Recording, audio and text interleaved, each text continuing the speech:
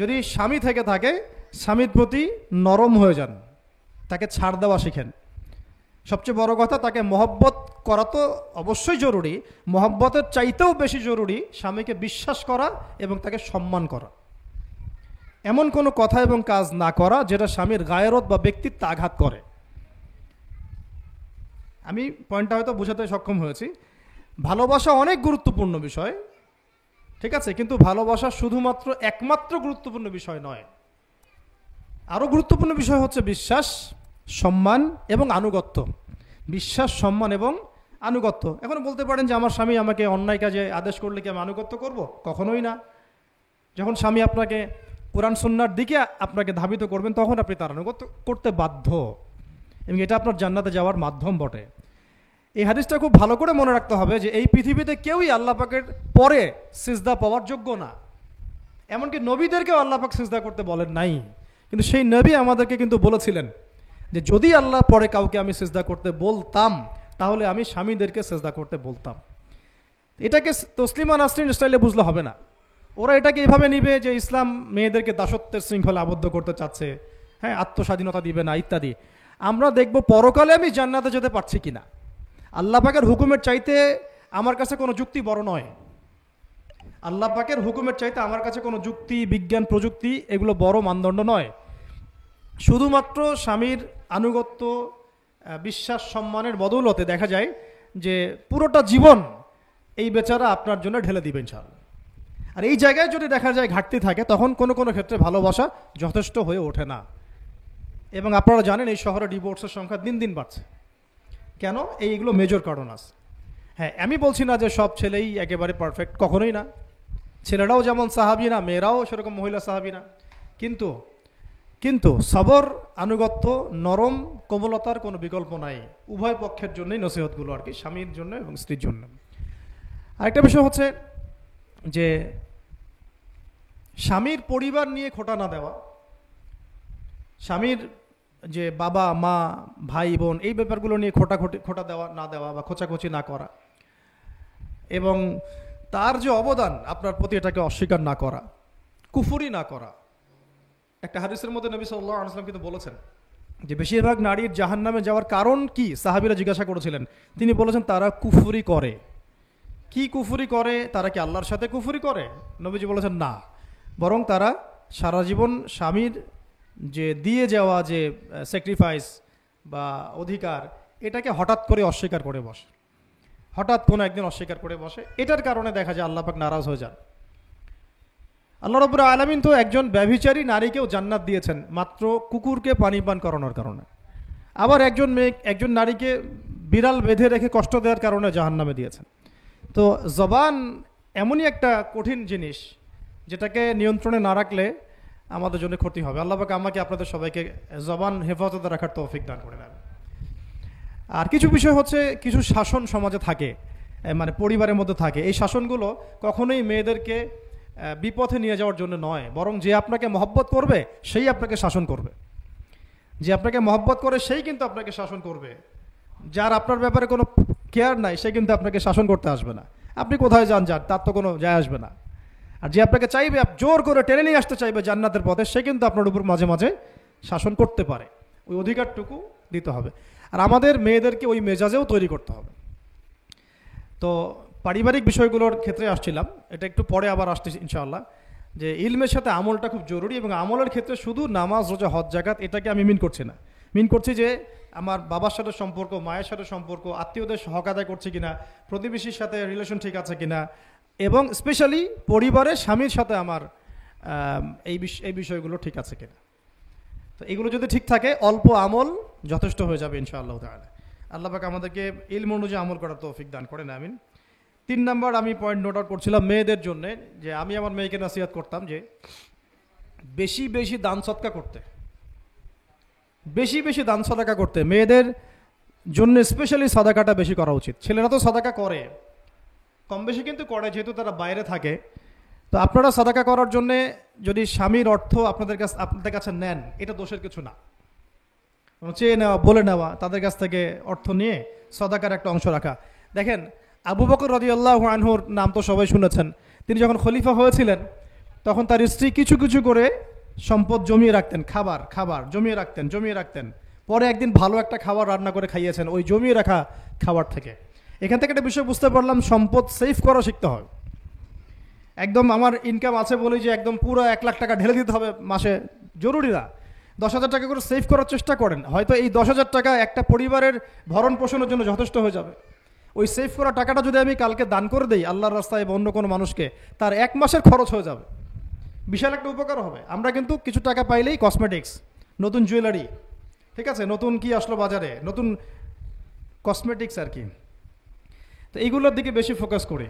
তো এখান থেকে টাকা একটু জমিয়ে আমরা যদি আল্লাহর পথে ব্যয় করার চিন্তা করি, পরিবারে বরকত আসবে।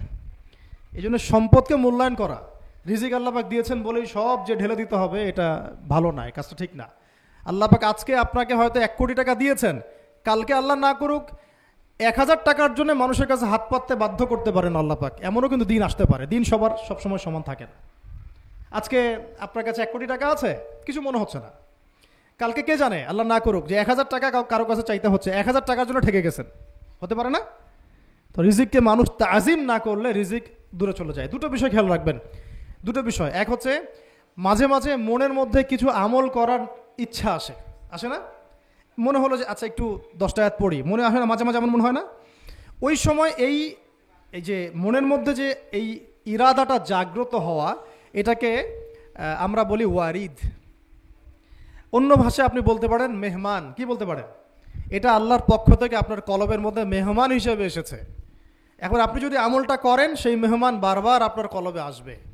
যদি আপনি ওই সময় আমলটা না করেন, মেহমান চলে যাবে, মেহমান অসম্মানিত হলে পরে আর আসবে না। একইভাবে রিজিক আল্লাহ পাক দিয়েছেন, এর তাজিম যদি করতে পারেন রিজিক বেশি আসবে।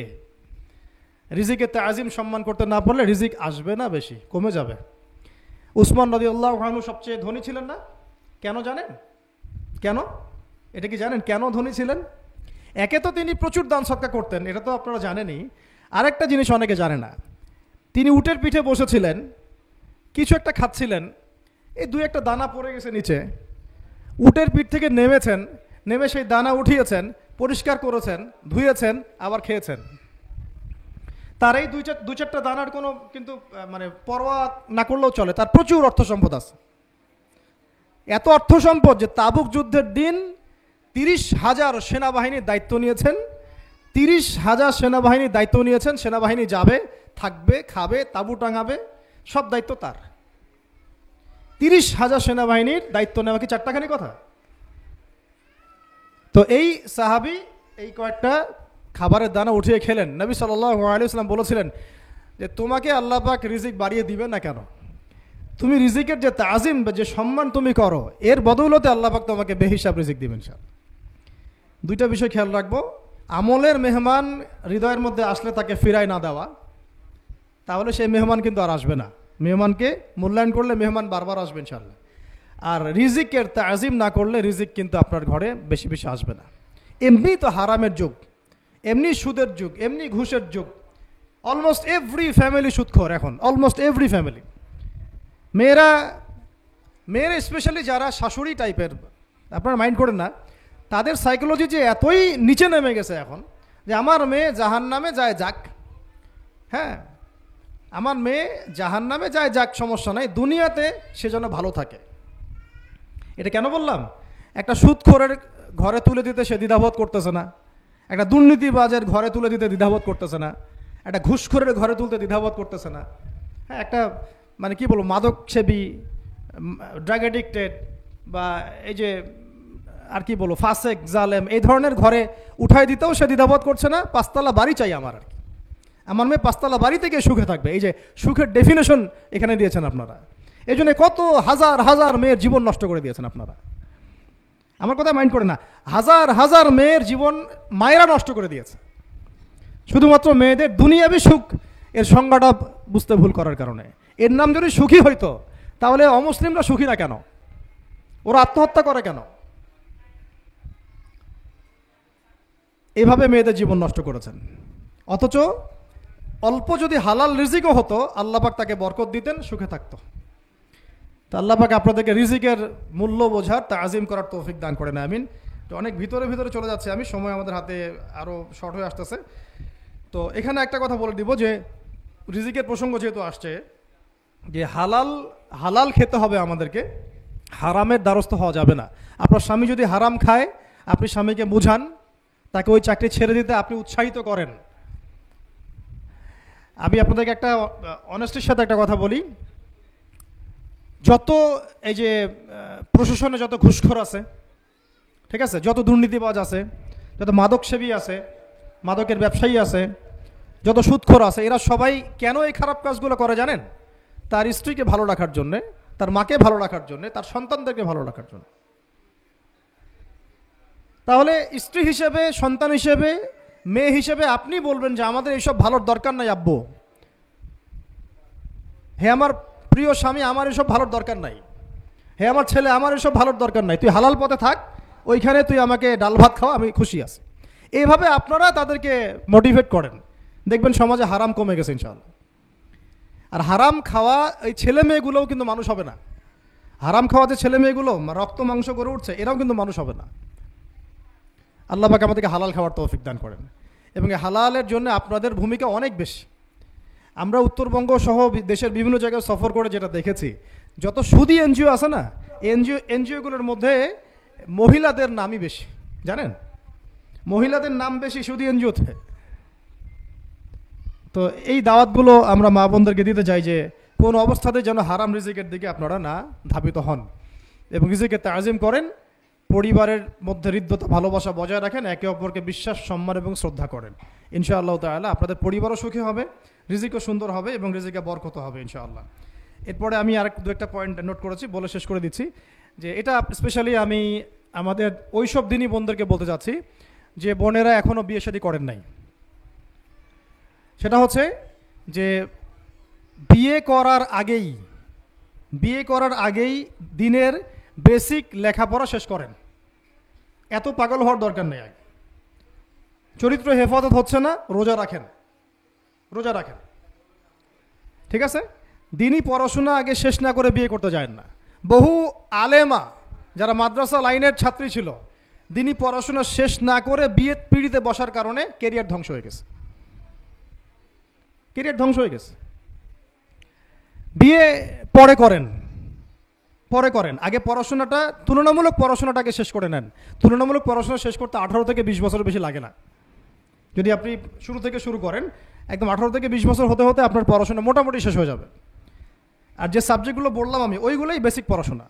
এখন এটা হয়তো সবার ভাগ্যে নসিব নাও হতে পারে, সেক্ষেত্রে বিকল্প অপশন আমরা যাব। কিন্তু আগে মূলনীতি হচ্ছে একটা লেভেল পর্যন্ত পড়াশোনা করার পরেই বিয়ে করেন, কারণ বিয়ের পরে আপনার যত রেসপন্সিবিলিটি আসবে, এটা তখন পড়াশোনা মেনটেন করা এতটাও সহজ না, প্রায় অসম্ভবের পর্যায়ে পড়ে যায় আর কি। আর দু একটা বাচ্চা কাচ্চা হয়ে গেলে তো তখন আর কোনো কথাই নাই। তাহলে আপনারা কি আমাদেরকে আয়েশা রাদিয়াল্লাহু আনহার মতো একটা প্রজন্ম দিতে পারবেন না? যদি এটা আপনাদের উদ্দেশ্য হয়, সেক্ষেত্রে কি পড়াশোনা শুরু থেকে করা উচিত না? এখন এই সুযোগটা আমাদের সব বোনদের সামনে হয়তো থাকে না, এই জন্য আমরা বললাম যে বিকল্প অপশনগুলোতে আপনারা দিন শেখার চেষ্টা করেন। আর এরপরে যখন বিয়ে করবেন, পড়াশোনা মোটামুটি শেষ হয়েছে, বিয়ে করবেন, এখন 18-20 বছর বয়স হয়ে গেছে, এখন আল্লাহর ওয়াস্তে দুনিয়াবি বিষয়কে সর্বোচ্চ অগ্রাধিকার দিয়েন না। আজীবন পস্তাবেন, এবং একবার পস্তানো শুরু করলেই পস্তানো আজীবনও শেষ হবে না। তখন মেইল করে, মেসেজ করে কোনো লাভ হবে না, কারণ আপনি বিয়ের আগে দিনকে প্রাধান্য দেন নাই, বরং দুনিয়াকে প্রাধান্য দিয়েছিলেন। আপনি বিয়ের আগে দিনকে প্রাধান্য দেন নাই, বরং দুনিয়াকে প্রাধান্য দিয়েছেন। যখন আপনি সবসময় পরকালকে, আল্লাহকে, তার রাসূলকে প্রাধান্য দিবেন, দিনকে প্রাধান্য দিবেন, দুনিয়া আল্লাহই গুছিয়ে দিবেন। আর যখন আপনি দুনিয়াকে সর্বোচ্চ অগ্রাধিকার দিবেন, দিন আপনার কাছ থেকে দূরে সরে যাবে। দিনের একটা গায়রত আছে, একটা ব্যক্তিত্ব, দিনের একটা স্বতন্ত্র গায়রত আছে, সে সবার কাছে ধরা দেয় না। যে তাকে মূল্যায়ন করে তার কাছেই দিন আসে, যে তাকে মূল্যায়ন করে না তার কাছে দিন আসে না। তো দিনদার ছেলেকে প্রাধান্য না দিয়ে বিয়ে করতে যায় না, জীবনটা ধ্বংস হয়ে যাবে। হ্যাঁ, আমি বলছি না দিনদার ছেলে মাদ্রাসাতেই থাকে, না, ইঞ্জিনিয়ার লাইনেও থাকতে পারে, ডক্টরও হতে পারে, ইঞ্জিনিয়ারও হতে পারে, কিন্তু এটা বাহ্যিকভাবে এটাকে জাস্টিফাই করাটাও ডিফিকাল্ট। কিছু ক্রাইটেরিয়া দেখে আপনি একটু আন্দাজ করতে পারেন, পুরোপুরি হয়তো কখনোই বুঝতে পারবেন না। সেটা হচ্ছে দিনের প্রতি তার ফিকির কেমন, দিন নিয়ে তার কাজ কেমন, তার লাইফস্টাইল কেমন, তার পরিবার কেমন, কোন পরিবেশে সে বড় হয়ে উঠেছে, তার একাডেমিক্যাল সার্টিফিকেট কেমন, তারপরে তার দাওয়াতের মেহনতে অ্যাক্টিভিটিস আছে কিনা, বা ব্যবসা হালাল কিনা, বা চাকরিটা হালাল কিনা, নামাজ ঠিক আছে কিনা, তার মধ্যে সুন্নাহ আছে কিনা। এগুলো কিছু কিছু বাহ্যিক সাইন যেগুলো দেখে আমরা একটা আইডিয়া নিতে পারি। তারপরে বলবো যে এখানে 100% আপনি এনশিওর হতে পারবেন না, ওইটা আল্লাহ পাকের হাতে। তো ওইটাও যদি এনশিওর করতে চান তাহলে কি করতে হবে? তাহলে নিজেকে দিনদার হতে হবে। আমি নিজে যদি ভালো দিনদার হই তাহলে ইনশাআল্লাহ আল্লাহ পাক আমাকে দিনদার স্ত্রী দিবেন। নিজে দিনদার না, তাহলে কি রেডিমেড দিনদার ছেলে আসবে? কখনই আসবে না। দোয়া করতে হবে, রব্বানা হাব লানা মিন আজওয়াজিনা ওয়া যুররিয়াতিনা কুররাতা আ'য়ুন ওয়াজআলনা লিল মুত্তাকিনা ইমামা। দোয়া করতে হবে যে রব্বি হাবলি মিনাস সালিহিন, রব্বি হাবলি মিন লাদুনকা যুররিয়াতান তাইয়্যিবা ইন্নাকা সামিউদ দুআ। এই বিষয়গুলো থেকে খেয়াল রাখবেন। আর শরীয়তের মেজাজ মাথায় রাখা। শরীয়তের মেজাজের কথাটা আজকে এই জন্য বলছি যে আমরা আমাদের দেশে যে প্রবলেমটা দেখি, ইসলামের পূর্ণাঙ্গ বিষয়গুলো মানুষ মাথায় রাখতে চায় না। ইসলামে যেমন নামাজ, রোজা, হজ, জাকাত আছে, ইসলামে কিন্তু দাওয়াত, তাবলিগ, জিহাদও আছে, তাই না? ইসলামে কিন্তু শরিয়া আইনও আছে, হুদুদ, কেসাস আছে, ইত্যাদি আছে। আমাদের সমাজে দেখেন নামাজ শব্দ পরিচিত কিন্তু কেসাস শব্দ পরিচিত না। কেসাস মানে কয়জন জানেন যে কেসাস শব্দ অর্থ কি? অনেকেই জানে না। কিন্তু কেসাস একটা কোরআনের একটা ফান্ডামেন্টাল বিধান যে কেউ যদি আপনার চুরি করে হাত কেটে ফেলতে হয়, কেউ যদি ব্যভিচার করে বেত্রাঘাত করতে হয়, বিবাহিত হলে রজম করতে হয়, কেউ যদি মোরতাদ হয় তারও মৃত্যুদণ্ড শাস্তি আছে, কেউ শাতেমে রাসূলকে গালি দিয়েছে তারও মৃত্যুদণ্ড আছে। এরকম অনেক বিধান আছে, হুদুদ এবং কিসাস আছে। হত্যার বদলে হত্যা, চোখের বদলে চোখ, জানের বদলে জান। আমাদের সমাজে এগুলো পরিচিত না। নামাজ পরিচিত কিন্তু, তাসবিহ তাহলিল পরিচিত, ঠিক আছে? এরকমই সমাজেও বহু বিবাহ এটা অপরিচিত। হ্যাঁ, আপনি একটা বিয়ে করে বাইরে 4টা 5টা 6টা মেয়ের সাথে খারাপ সম্পর্ক করলে সমাজ এটাকে প্রমোট করে, এটাকে কাছে আসার গল্প নাম দেয় আর কি। কিন্তু একটা মেয়ের পুরো জীবনের রেসপন্সিবিলিটি আপনি নেবেন হালালভাবে, তখন সমাজ আপনাকে বাঁকা চোখে দেখবে এবং বিতর্কিত করবে। তো আমরা এখনও ওই ইসলামের ওই মেজাজে যাইতে পারি নাই। আমার মেয়েকে বড় করার সময় এটা তার মাথায় ছোট থেকে দেওয়া উচিত যে হ্যাঁ, ইসলামে কিন্তু বহু বিবাহের ব্যাপারও আছে, ওকে ওইভাবেই ওই মেজাজেই বড় করা উচিত। এখানে আরেকটা প্রশ্ন আসতে পারে যে এটা তো ঐচ্ছিক। অবশ্যই ঐচ্ছিক, কেউ চাইলে করতে পারে, কেউ চাইলে নাও করতে পারে, সবার উপর এটা ফরজ না, কখনোই না। এবং এটাকে আমরা বড় স্কেলে এটাই সুন্নত এটাও বলতে পারবো না। ওইটা একটা নির্দিষ্ট প্রেক্ষাপটে অ্যাপ্লাই করার বিষয় ছিল। যেমন উহুদের যুদ্ধ হয়ে গেছে, অনেক মেয়ে এতিম হয়ে গেছে, এখন এই মেয়েগুলোর দায়িত্ব কে নিবে? বহু বিবাহের ব্যাপারটাতে আসলো তখন সূরা নিসার আয়াত যে তোমরা এখন পছন্দ হলে মাসনা সুলাসা রুবা করতে পারো। এটা কাউকে ফরজ করা হয় নাই, কারো উপরে ফরজ করা হয় নাই। যার সামর্থ্য আছে তোমরা করতে পারো, খালাস। ওই মেয়েগুলোর দায়িত্ব নিয়ে নেওয়া হলো রাষ্ট্রীয়ভাবে, এবং তারা সম্ভ্রম পেল, সম্মান পেল, গার্ডিয়ানশিপ পেল, তাদের সমস্ত অধিকার ফিরে পেল। এটা ইসলামের একটা বিধান আছে। একেবারে এটাকে বাদ দিয়ে এটাকে অস্বীকার করা, কুফরি করলে কিন্তু কোরআনের সাথে আপনার কুফরি হয়ে যাবে। আপনার নিজস্ব রুচিবোধ থাকতে পারে যে আমি এটাকে পছন্দ করি না, সেটা আপনার ডিসিশন, এটা কোনো সমস্যার কিছু নাই। এমনকি ইসলাম আপনাদেরকে বলেছে যে মেয়ের অনুমতি ছাড়া তাকে বিয়েও দেওয়া যাবে না। সবার নিজস্ব জায়গা থাকতে পারে, কিন্তু ইসলামের প্রত্যেকটা বিধানকে মাথায় রাখা যেটা ইসলামের একটা অংশ। না হলে আমরা অনেক সামাজিক সমস্যার সমাধান দিতে পারবো না। বাংলাদেশে এখন 6 লক্ষ মেয়ে আছে যারা এতিম, অবিবাহিতা, বিধবা, আরও বেশি। আমরা রাষ্ট্রীয়ভাবে তাদের কোনো ব্যবস্থা করতে পারবো না, সম্ভব না। আমার নিজের আমল না হতে পারে, আমি নিজে সেটা পছন্দ না করতে পারি, বা আমার মতামত থাকতে পারে, সেটা আলাদা ইস্যুস। কিন্তু ইসলামের বিধানগুলোকে আমরা কোনোভাবে যেন ডিনাই করতে না যাই, এটা আমাদের মাথায় রাখতে হবে। আর এটা সমাজের কল্যাণের জন্যই আল্লাহ রাব্বুল আলামিনের পক্ষ থেকে একটা এখতিয়ার দেওয়া হয়েছে। আর দুটা বিষয় বলে শেষ করে দিচ্ছি, সেটা হচ্ছে ওই যে ইলমের কথা বলেছিলাম শুরুতে, এর সাথে আমি আমার ব্যক্তিগত জীবন থেকে বলছি আর 3টা জিনিস ইলমের সাথে খুব বেশি কানেক্টেড, এটা মাথায় রাখবেন। একটা হচ্ছে আদব। একটা কি? আদব। আদব রক্ষা করতে না পারলে ইলম অর্জন করতে পারবেন না। তাই আদব রক্ষা করার জন্য আমাদেরকে ওই জেনারেল লাইনে পড়াশোনার মেজাজটা ত্যাগ করে আসতে হবে। আমরা ওইখানে যে মেজাজে পড়াশোনা করি, ওই মেজাজটা আমাদেরকে একটু কর্পোরেট হতে শেখায়। মানে আমি বেতন দিয়েছি 500 টাকা, আমি 500 টাকার ক্লাস পাইলাম না কেন, তাই না? মেজাজটা এরকম আর কি। অথচ এখানে ওস্তাদের দোয়া নেওয়ার জন্য আমাদেরকে সিরিয়ালে দাঁড়িয়ে থাকতে হবে। এটা হচ্ছে এই প্ল্যাটফর্ম, এটা হচ্ছে ওই অন্য জায়গা। এখানে একজন নবী হয়েও মুসা আলাইহিস সালাম যুগের পর যুগ হাঁটছেন এমন একজন ব্যক্তির সাক্ষাতের জন্য যিনি তার চেয়ে বেশি জ্ঞানী, তার নাম খিদর আলাইহিস সালাম, যিনি তাকে সাথে নিতে চাচ্ছেন না। তিনি বলছেন যে ইন্নাকা লান তাস্তাতিআ মাইয়া সাবরা, তুমি তো আমার সাথে ধৈর্য ধরতে পারবে না। কিন্তু মুসা আলাইহিস সালাম তারপরও চললেন, বারবার প্রশ্ন করলেন, কিন্তু শেষ পর্যন্ত সম্পর্ক কিন্তু নচ্ছেদ হয়ে গেল। মনে আছে কি হাদিস সূরা কাহফের কথা বলছে। তো এটা হচ্ছে এই ইলমের জায়গাটা এমন একটা ইলমের জায়গা যেখানে আদব রক্ষা না করলে ইলম পাওয়া যাবে না। আরেকটা বিষয় হচ্ছে তাসকিয়া, ইলম অর্জন করে ওস্তাদের কাছ থেকে দোয়া নেওয়া এবং আত্মশুদ্ধি অর্জন করা। মনের মধ্যে কোনো হিংসা না রাখা। আমাদের সবার এখন মনের মধ্যে যে হিংসা দিয়ে ভর্তি, হিংসাগুলোকে ছেড়ে দেন, মন বড় করে ফেলেন, আল্লাহর জন্য ছেড়ে দেন, হিংসা ত্যাগ করেন, গীবত করা বন্ধ করে দেন, অপবাদ দেয়া তো একেবারেই নিষেধ, পরশ্রী কাতরতা ছেড়ে দেন, মনটাকে একদম খালেস করে রাখেন। একদম সাহাবী সম্পর্কে নবীজি বলছেন, এই যে এখন যে সাহাবী ঢুকবে মসজিদে ও জান্নাতি, সবাই আগ্রহ নিয়ে বসে আছে, কে এসে ঢুকলেন জান্নাতি। পরের দিনও সেম কথা, এখন যে ঢুকবে সে জান্নাতি। সেম সাহাবী ঢুকলেন, পরের দিনও সেম কথা, এখন যে ঢুকবে সে জান্নাতি। সেম সাহাবী ঢুকলেন। এবার একজন সাহাবী কৌশল করে তার বাসায় গেলেন, দেখি তো কি আমল করে সে। তো দেখলেন তো রাত্রেবেলা তাহাজ্জুদে উঠতেছে না, এশার নামাজ পড়ে ঘুমায় গেছে, ফজরের নামাজে উঠলো। 3 দিন থাকলেন, 3 দিন সেম। তখন তিনি বললেন, আচ্ছা ভাই, তোমার ব্যাপারে নবীজি এরকম মন্তব্য করেছেন, তোমাকে তো এমন কোনো খাস আমল করতে দেখলাম না। তো তিনি বলছেন, আচ্ছা একটা বিষয় হতে পারে, আমি অত বেশি আমল হয়তো করি না, কিন্তু আমি যখন ঘুমাতে যাই আমি সবাইকে মাফ করে দিয়ে ঘুমাই। মন ফ্রেশ, মনটা থেকে সব বের করে দেওয়া, এটা তাসকিয়া, এটা ইলমের সাথে সম্পৃক্ত। আল্লাহ পাক আমাদের সবাইকে এই বিষয়গুলো বোঝার তৌফিক দান করেন, আমিন।